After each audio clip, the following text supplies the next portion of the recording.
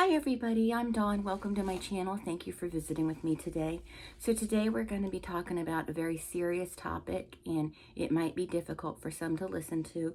So if people hurting children is an issue for you, you may want to click out of this video now, and I'll see you next time. We're going to be talking about the Madeline Soto case in Florida, and it's difficult. It's the information we have so far. I mean, this investigation is ongoing and it's a long way from being finished, but it's difficult so far.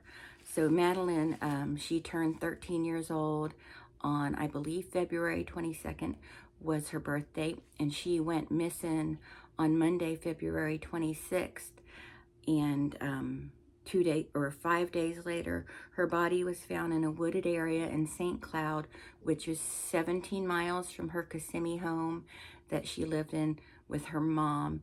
And I'm not 100% sure if her mom's boyfriend lived there. I believe he did. And I don't know if she had any siblings in the household.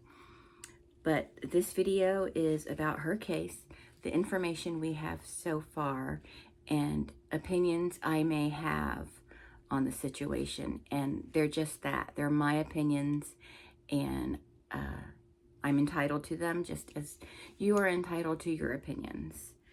And yeah, and these opinions are just based on what I've seen. I'm not just picking these willy-nilly out of the air.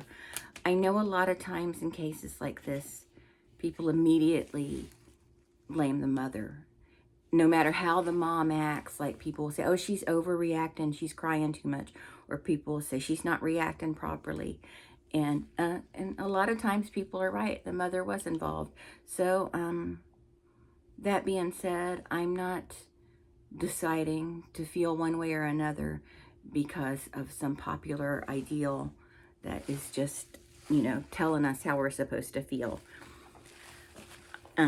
I'm basing this on what I've seen. So I'm going to refer to my notes a lot, so please bear with me when I put the glasses on. There might be a glare. So this case is ongoing and the information is limited. We have a lot. There is a ton of information, and I think there's just going to be a lot more. So like I said, Madeline Soto is a 13-year-old girl from Kissimmee, Florida, and she was last seen on Monday, February 26th. This was one day after she celebrated her 13th birthday. Some people were like, well, that's weird that she celebrated her birthday on the 25th of February. Why didn't she celebrate it on her birthday? I have the answer for that. She didn't celebrate it on her birthday because her birthday was a Thursday. And a lot of birthdays aren't celebrated during the week when kids are in school. So I don't know why people think that's so unusual, but anyway. So this was one day after she celebrated her 13th birthday. When her mom went to pick her up from school on that Monday at about 4 p.m., Madeline wasn't there, and she thought maybe she went for a walk or she walked to her grandma's office, which was nearby the school. And her mom did reach out to some of Madeline's friends, and none of them had heard from her. And she then contacted one of her teachers via email, and the teacher responded letting her know Madeline was not in school that day, and was not in school at all that day. And her mom then called 911 to report her missing. And she was last seen wearing black shorts, a green jacket, and white Crocs. The Florida Department of Law Enforcement issued a missing child alert that evening. And the last person to see Madeline was her mom's boyfriend, Stephen Stearns. And he said he dropped her off at the church near her school at 8:30 that Monday morning. Now, I watched the mom's interview talking about her being dropped off at school, and it's just weird in my opinion, and we'll talk more about that later. but I'm going to insert 2 interviews with her. There's going to be the first one and then the one that happened shortly after that one. So I'm inserting those both here. So it's going to be kind of long, but I just want you to listen to what she says. Okay? Well, Monday morning, we took her to school. We dropped her off close to school, across the street from a church, which is it's right next to the school. She crossed the street and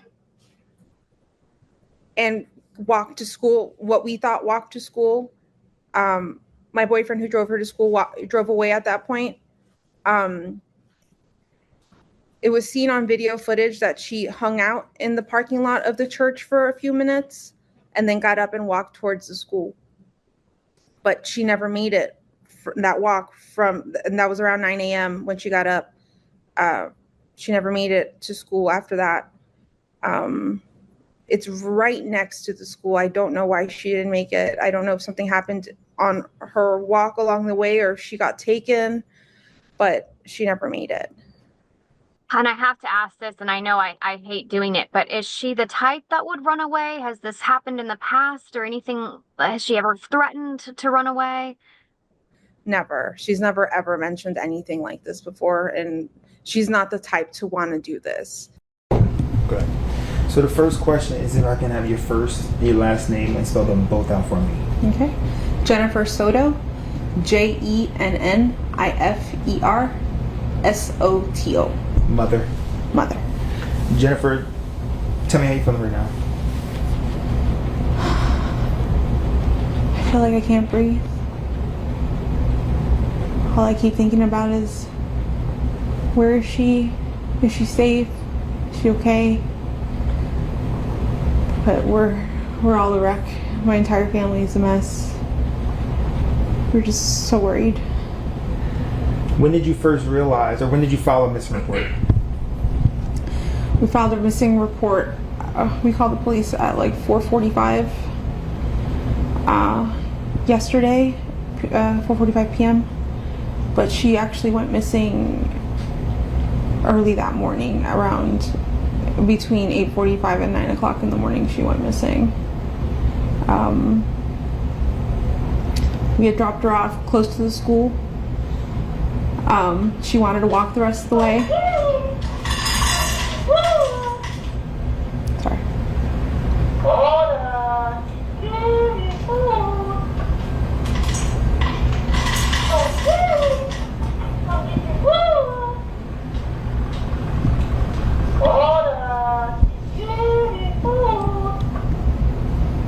That should be it.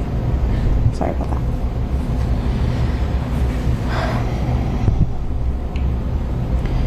We dropped her off at school, close to school. She wanted to walk the rest of the way. I'm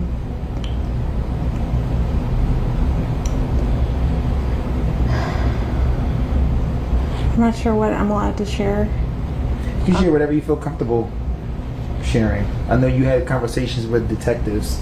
Not sure what that conversation is, but whichever you feel comfortable sharing, that will put the awareness out there.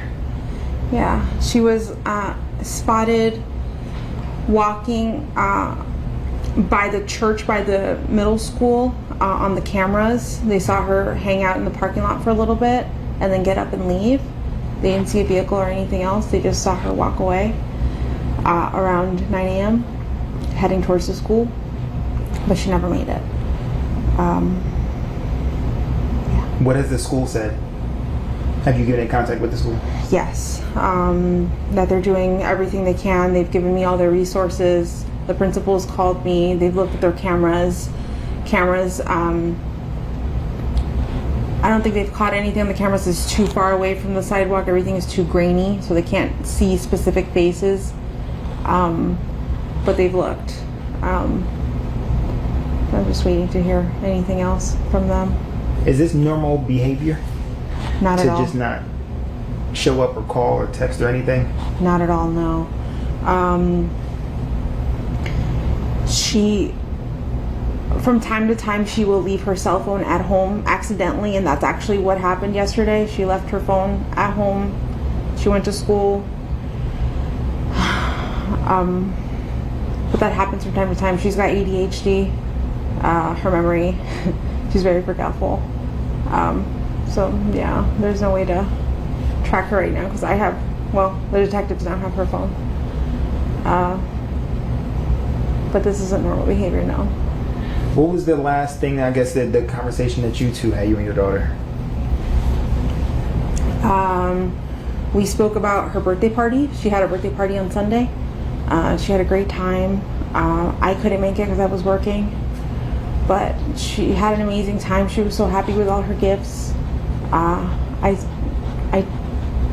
told her good night, and yeah, that was it. I wasn't the one who took her to school in the morning. That was my partner. But yeah. 13? She's 13 years old. Yes. 13. Madeline.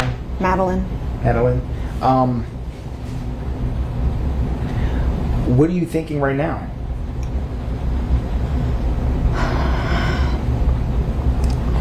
In my heart, I feel like somebody took her. This isn't like her to just pick up and run away, or just not go to school. I don't know what to think. Friends, the friends' parents, you've contacted and went through every single person? Everyone that we know that she knows, we've contacted them all, reached out to them. The parents have gone out to search and look for her as well. And we haven't come up with anything yet. I've seen a lot of posts on Facebook, Hunters Creek, rants and raves and what have you. Did people say that they were going to conduct some type of like search party or anything? A lot of people have asked me to volunteer, like if there is one, if they can do one. I have people passing out flyers, going to every store in that vicinity, a gas station, church. I think people were being stopped in the street this morning in front of the school to see if they've seen anything, if they've heard anything. My family they're going all out right now. Yeah. I know as a mother, a lot is going on in your brain. So much. To bring her back home. What have the law enforcement told you that you are able to share?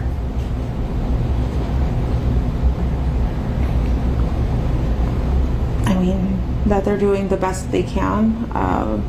They've had detectives come out, interview us.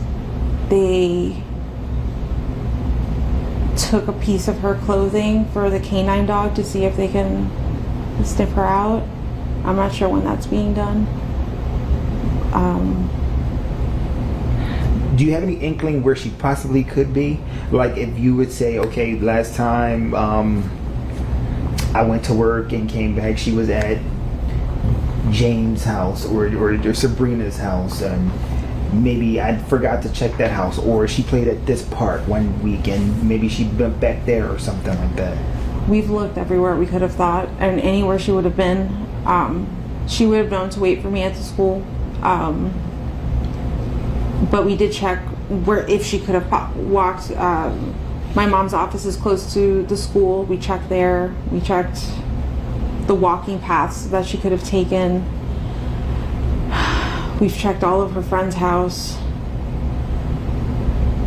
I think we've checked everywhere I could think of, honestly. That's about it. And you said this is not like her? Not at all. To run away, an argument, anything like that to provoke her? She's never done anything like this, no. And we haven't had any arguments recently to have this outcome. What school? Hunters Creek Middle School. Tom, any questions? No. Is there anything that you think our viewers would need to know about the way you're feeling, the way the family's feeling, Madeline? We are desperate for any answers, anything that you could do to help. I'm here for it. Just please, if you see my daughter, just please bring her home. I just hope you're okay, Maddie. I hope you're safe. I hope you're not hurt. I just hope she's okay. When did you notice that she was missing? Because this was at the beginning of the morning. She got dropped off in the morning. We did not notice until after school pickup at 4 o'clock when I went to go pick her up, and she wasn't at school. So we're going in 24 hours now. Yeah. Just about. Yeah. Nothing. Nothing. No word. No text message. No messages anywhere from her. I've looked at all her social medias. I've looked at all her games she could have played with. Any app. No weird conversations. Nothing strange. Everything was conversations with just normal friends or us. She knows how to get home by herself, as if, like, let's just say, to take a bus or an Uber or something like that. She would know how to get home alone, correct? I'm not sure. I don't know if she would know how to get home. Maybe, I mean, I'm thinking if someone got in the car with her and if she pointed the way, what roads, she probably could figure out how to get. But, like, does she know her full address? I don't think she does. Which would give me it just puts in my brain that she always comes home with someone. She always comes home with me. There's no need for her to really learn. Okay. So Madeline's mom said she searched Madeline's phone for some idea of where she might be, but she couldn't find anything that gave any hints. Nothing really jumped out at her. And police say there was evidence on her phone that says she wanted to go live in the woods when she turned 13. I think that's weird. I think that's kind of weird. Why would she want to go live in the woods? Did she actually type that in her phone? It just seems weird, unless maybe she was trying to get away from something, or somebody else typed it in her phone to kind of give a hint to somebody who may be looking for her. I don't know. It just seems weird to me, particularly the timing. I mean, she literally just turned 13 and said when she turns 13, she wants to go live in the woods. Why 13? Why that number? 2 days after Madeline's disappearance, on Wednesday, February 28th, Madeline's mom's boyfriend, Stephen Stearns, was arrested for battery and possession of explicit CP. That would be child. And police believe that material involved Madeline. And then later on, they said it was Madeline in the material. So it was the sexual performance of a child. I'm sorry, there are some words we can't say on YouTube or they yell at us. Oh, they don't really yell at us. They just make you feel bad about yourself. And although he has not yet been charged with Madeline's unaliving, he is their prime suspect. But come on, we all know what we know, right? One of my theories is, and it doesn't matter what it is, what's done is done, but one of my theories is that he was, we know that he's been essaying this little girl since she was 11 years old or earlier, and she may have threatened to tell. She was like, I'm going to tell him. No, I'm not doing this anymore. So, and we don't know. But he is a sack of crap and a royal pig, and there's going to be more about him. But before we go on, I want to talk about Mom's one interview, or both interviews actually. She keeps saying, we dropped her off. We did that, this, we did that. And then says he dropped her off by himself. So why is she talking like that? Why does she keep saying we? It's like inconsistent. She said, well, we dropped her off. We saw her. We watched her cross the street, or whatever the case may be. I don't think they watched her across the street, but I'm just saying, she keeps saying we, but then he supposedly dropped her off on his own. Why does she keep saying we? And he was seen earlier And the mom wasn't seen with them, so the mom was at work or whatever, but it's just, she keeps saying we, and it's just, I find it very weird. And I know his performance during his interview, which you will see shortly, his performance was to make us think he was crying. He wasn't crying. Not one tear fell out of his eyes, but he was acting real emotional,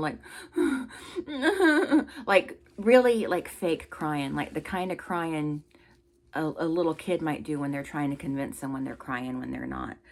And mom was on the other extreme. She was like, she didn't even try to squeeze out one tear. She wasn't even trying. But I know people react differently to these types of things in these situations. I know that. And maybe she's good at holding herself together, but I don't think that's what this is. And I've been watching a lot of body language experts on YouTube. I've watched several videos, and they all across the board are all saying the same things about her. And, you know, basically that her behavior is suspicious in a nutshell. I mean, they certainly got more technical than I did, but, you know, go check those body language experts out. You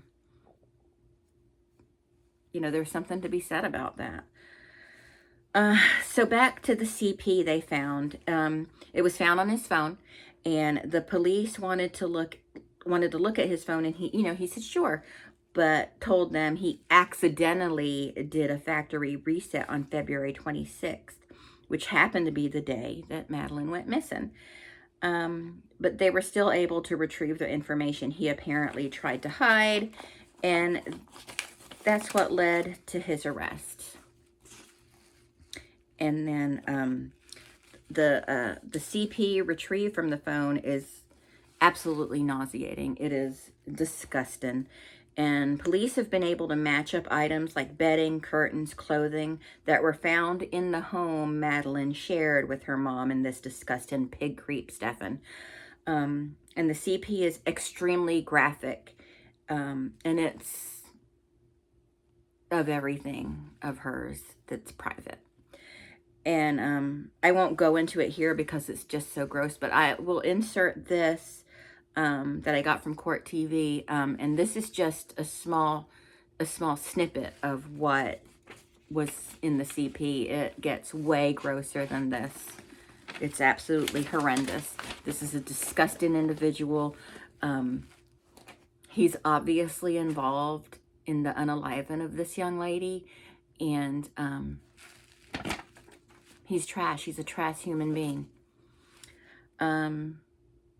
So Madeline's mom said she called the police at 4:45, but the police say the call was made at about 8 p.m., which is when patrol deputies went out and met mom to take the report.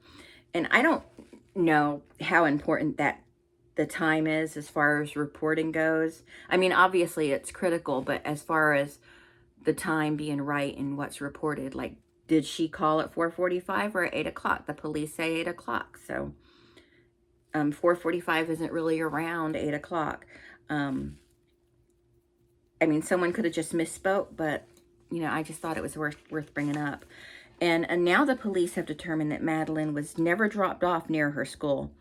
They believe she was already passed away by that time, and Stefan Stearns moved her body in the early morning. That's what the police suspect. And detectives later recovered Madeline's backpack and her school-issued laptop in a dumpster. They have footage of Stefan Stearns visiting that morning. And earlier in the case, it was said by Madeline's mom that her sister, Madeline's mom's sister, Madeline's aunt, was at the church Madeline was supposedly dropped off at, and she told Madeline's mom that the police saw Madeline on the church's surveillance footage. However, in a press conference, the police say the footage was very grainy and they couldn't clearly see who it was.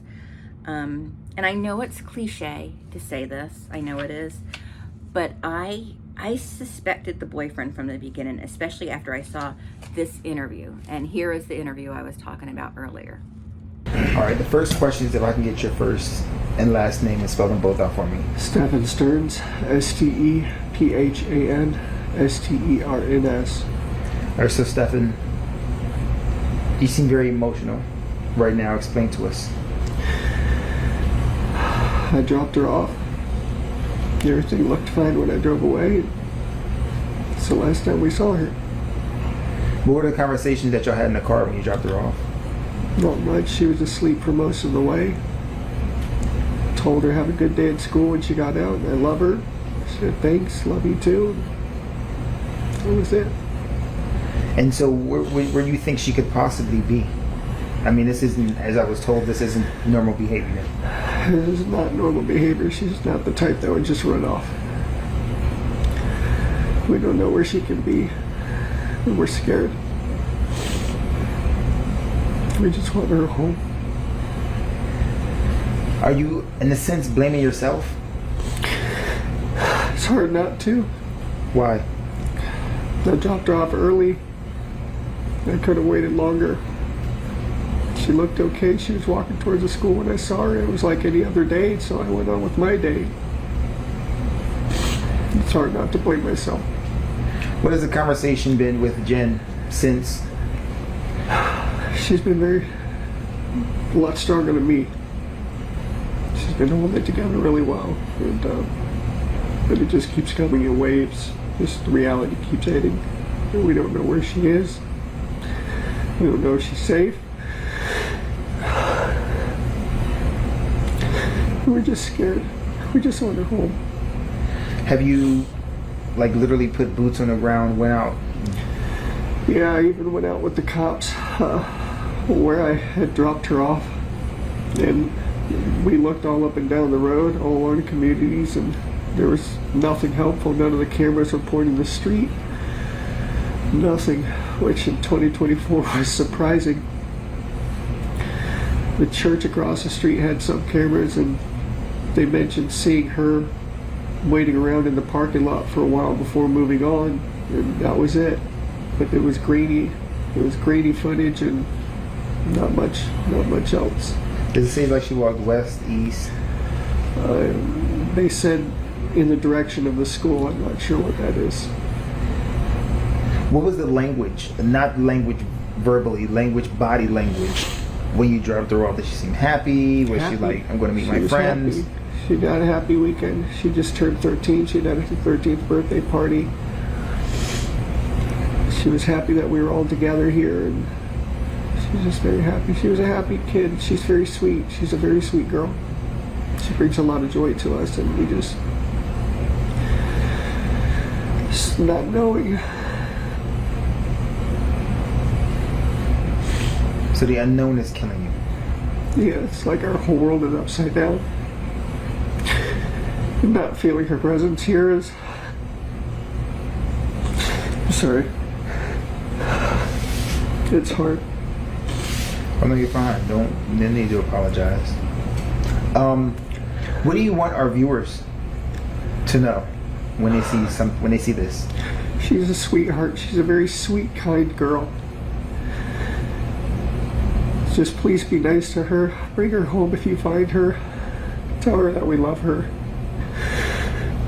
Wherever she is, I hope she's okay. I mean, if someone were to come in contact with her and you gave me her diagnoses, would it be easy to approach her without any like agitation or anything? Yeah. She's a good kid. She's a good kid. If you can sum up in one complete sentence, waking up, getting ready to drop her off at school, dropping her off at school, to now speaking to me after talking to the police about her being missing for over 24 hours right now. In one complete sentence, what would that be? A living nightmare. It's a living nightmare. Day started off like any other. And I just want to wake up and just get hit with waves of the reality. Just it's setting in. As soon as it got dark last night, we started falling apart because we knew it wasn't going to come to an end. And now we're going on 24 hours and still nothing. conflicting reports here and there. People say they see this or that. None of it's conclusive and none of it's helpful. We just want our baby girl back. And I know he hasn't been charged yet with the unaliving of Madeline, but he will. I believe it. They're waiting for the autopsy. They're gathering evidence, and they're getting what they need against him. And I believe, and I've watched a lot of the experts on on YouTube and on the news and stuff, and it seems like most of them believe that mom is being looked at too. And mom is being heavily investigated because mom's acting suspicious, in my opinion. In that one interview, she's like looking up a lot like that, and she's I don't know, it's easy to say from here that I think she knew something. I think she knew he was essaying her, or she knew he unalived her, or both. But she had some idea of something that was going on, and I think it's going to get a lot more interesting. We're going to find out a lot more. I hope she didn't know. I hope she wasn't involved in it. But just her behavior and the body language, because again, I've been watching those body language experts, and I've been kind of following what they're saying, and they're all kind of saying the same thing.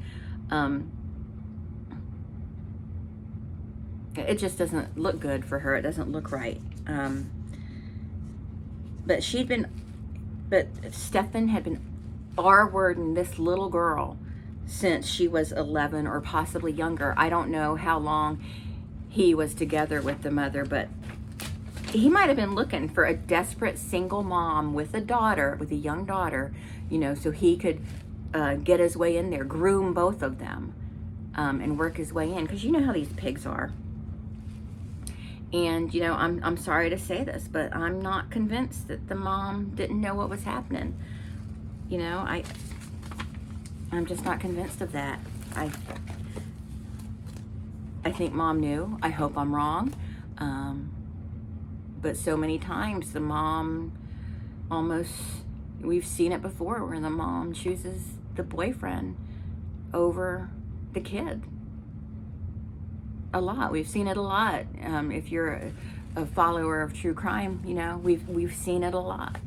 So, it's just something that is concerning to me, but, So anyway, that's it. That's all I have to say about that for right now. I'm sure more is going to come up, and I will certainly be discussing this more as it becomes, as more stuff comes up.